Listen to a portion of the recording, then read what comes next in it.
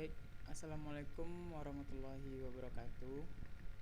Perkenalkan, nama saya Muhammad Saifullah Al-Wahid, NIM 19086208. Di sini saya akan menjelaskan tentang faktor-faktor yang mempengaruhi berkembangnya permasalahan pendidikan. Yang di sini mata kuliahnya yaitu dasar-dasar ilmu pendidikan dengan dosen Dr. Neni Mahyudin MPD. Baik. Yang pertama, faktor-faktor yang mempengaruhi berkembangnya permasalahan pendidikan, yaitu sistem pendidikan menjadi bagian yang tak terpisahkan dari kehidupan sosial, budaya, dan masyarakat sebagai suprasistem pembangunan sistem. Pendidikan tidak mempunyai arti apa-apa jika tidak sinkron dengan pembangunan nasional.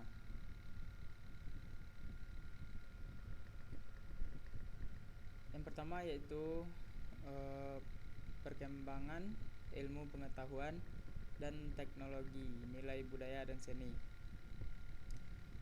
Yang A, perkembangan iptek, ilmu pengetahuan dan teknologi. Terdapat hubungan yang erat antara pendidikan dengan iptek atau ilmu pengetahuan dan teknologi. Ilmu pengetahuan merupakan hasil eksplorasi secara tiga sistem dan terorganisir mengenai alam semesta, dan teknologi adalah penerapan yang direncanakan dari ilmu pengetahuan untuk memenuhi kebutuhan hidup masyarakat. Yang B, perkembangan nilai budaya dan seni kesenian merupakan aktivitas berkreasi manusia secara individual ataupun kelompok yang menghasilkan sesuatu yang indah. Berkesenian menjadi kebutuhan hidup manusia. Melalui kesenian, manusia dapat menyalurkan dorongan berkreasi, menciptakan yang bersifat orisinil, bukan tiruan, dan dorongan spontanitas dalam menemukan keindahan. Kita masuk yang kedua, yaitu laju pertumbuhan penduduk.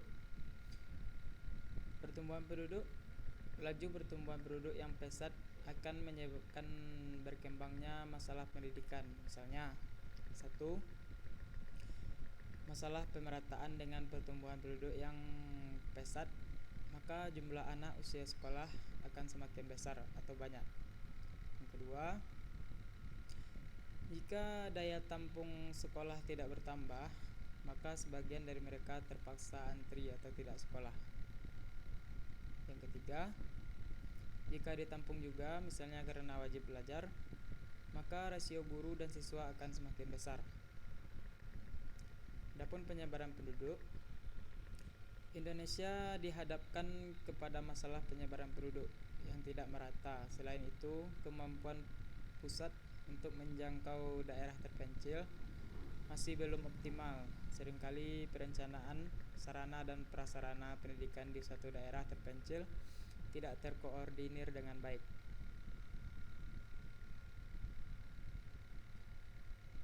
Yang ketiga yaitu aspirasi masyarakat. Aspirasi masyarakat adalah kegiatan yang dilakukan oleh masyarakat, baik berupa keterlibatan langsung maupun berupa sejumlah gagasan verbal dari lapisan masyarakat manapun, sehingga mempengaruhi dan mendukung dalam proses pembangunan. Yang keempat yaitu keterbelakangan budaya dan sarana kehidupan. Keterbelakang budaya adalah suatu istilah yang diberikan oleh sekelompok masyarakat yang menganggap dirinya sudah maju kepada masyarakat lain. Pendukung suatu budaya, kebudayaannya dipandang sebagai sesuatu yang bernilai dan baik. Terlepas dari kenyataan apakah kebudayaannya tersebut tradisional atau sudah ketinggalan zaman. Karena itu, penilaian dari masyarakat luar itu dianggap subjektif. Yang B yaitu upaya penanggulangan masalah pendidikan. Berdasarkan faktor-faktor yang mempengaruhi permasalahan pendidikan yang sudah dijelaskan sebelumnya, maka upaya penanggulangannya adalah: 1. Pendidikan harus senantiasa diperbarui sesuai dengan perkembangan yang terjadi di luar bidang pendidikan itu sendiri. Misalnya, kurikulum harus fleksibel, jika perlu diperbaharui. Kurikulum jangan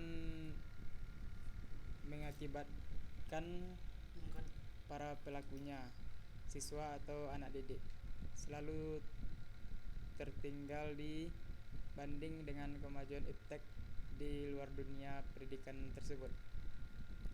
Yang kedua, pendidikan bersama bidang terkait berusaha menahan laju pertumbuhan penduduk, atau pendidikan harus mencari sistem baru yang dapat melayani semua orang yang memerlukan pendidikan. 3. Aspirasi masyarakat terhadap pendidikan didukung dan didorong terus agar lebih meningkat lagi.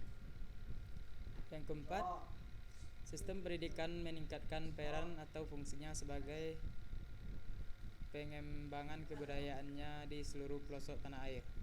Yang kelima, membangun gedung sekolah seperti SD, impres, dan atau ruangan belajar. Oke, mungkin cuma itu yang bisa saya jelaskan pada kesempatan kali ini. Banyak salah saya mohon maaf. Assalamualaikum warahmatullahi wabarakatuh.